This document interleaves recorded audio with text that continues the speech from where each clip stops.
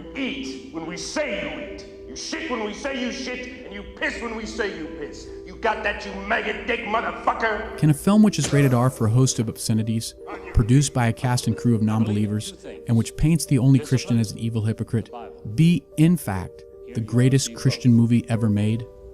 Put your trust in the Lord. Your ass belongs to me. Welcome to Shawshank. The Shawshank Redemption is one of Hollywood's most beloved films. According to public voting on IMDb, it ranks just above The Godfather in the #1 spot. People are drawn to this film for its message of hope and enduring friendship. I am warning you, Dufresne, turn that off! Which remarkably come together in a Christian act of redemption.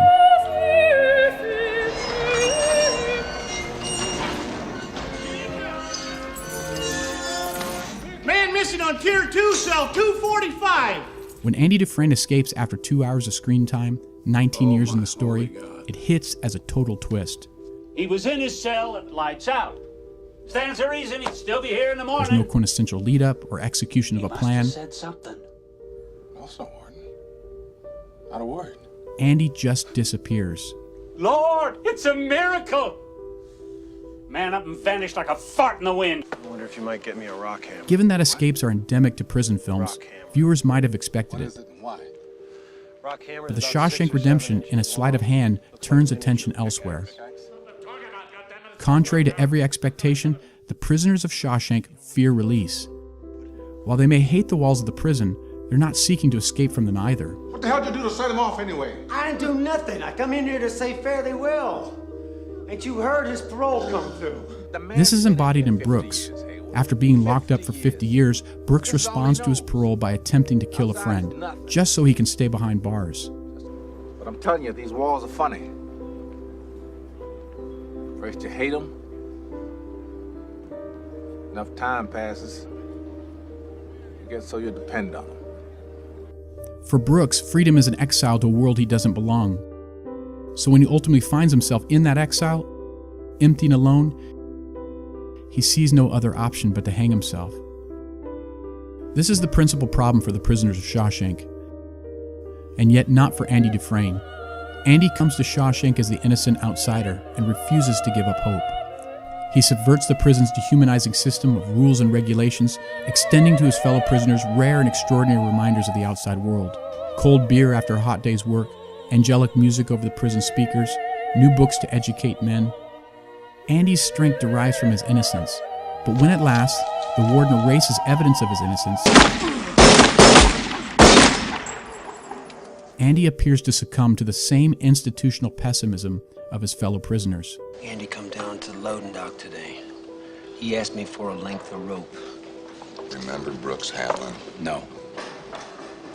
And he'd never do that. I don't know. He returns to his cell, and there appears to hang himself. That's when the unexpected occurs. You better be sick or dead in there, I shit you not! You hear me? Instead of finding Andy dead, the cell is empty. Oh my holy God. Now stop and think about that. If you thought this film was just another prison flick, take another look. The film infuses Andy's escape with the symbolism of new birth. It proceeds through a woman's womb and ends with him slipping headfirst from the other end. This symbolism fits within the film's larger allegory. Prisoners enter Shawshank like newborns, naked and coated in white. They march you in naked as the day you were born. And they come to fear release with life's corresponding dread of death. In his escape, Andy is born again and becomes a new man. Raquel was spilling Hurlin's secret. A man nobody ever laid eyes on before. He appropriates the identity and wealth which viewers thought was set aside for the warden. Until that moment, he didn't exist. I hope you'll enjoy living abroad. Thank you. And in taking on this new persona, Andy passes judgment on the warden and his hypocritical system. In the end, the warden performs on himself the fate that only moments before the viewers assumed would be Andy's end. Now look at the empty cell again. It's an allusion to the empty tomb. Oh my holy God.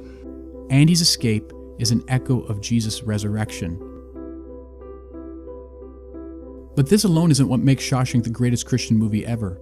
It's beyond the illusion where Shawshank touches people in a way that gospel films don't. Rather than ending with the resurrection, Shawshank goes on to show why it matters. It's not by accident that Andy, the only innocent man in Shawshank, becomes the best friend of Red, the only guilty man. It's Red and not Andy who needs to be redeemed. Murder. Same as you. Innocent. Only guilty man in Shawshank. Red, like Brooks, is institutionalized. In 3 parole hearings at the beginning, middle, and end, the film demonstrates Red's transformation. You feel you've been rehabilitated? Oh, yes, sir. Without a doubt. And I can honestly say I'm a changed man. No danger to society here. In his second, he admits to no longer being a danger to society, not because he is a better man, but because, like Brooks, he no longer looks forward to the outside world.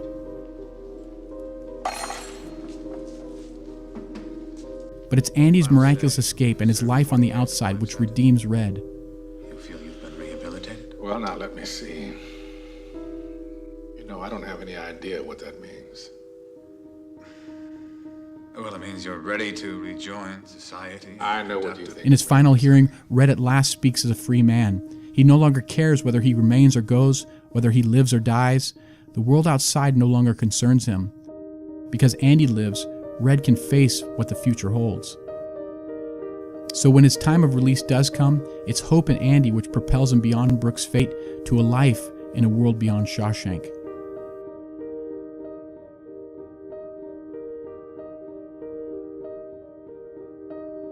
Is it obvious now why Red finds Andy working the wood of a fishing boat, all before an eternal sea?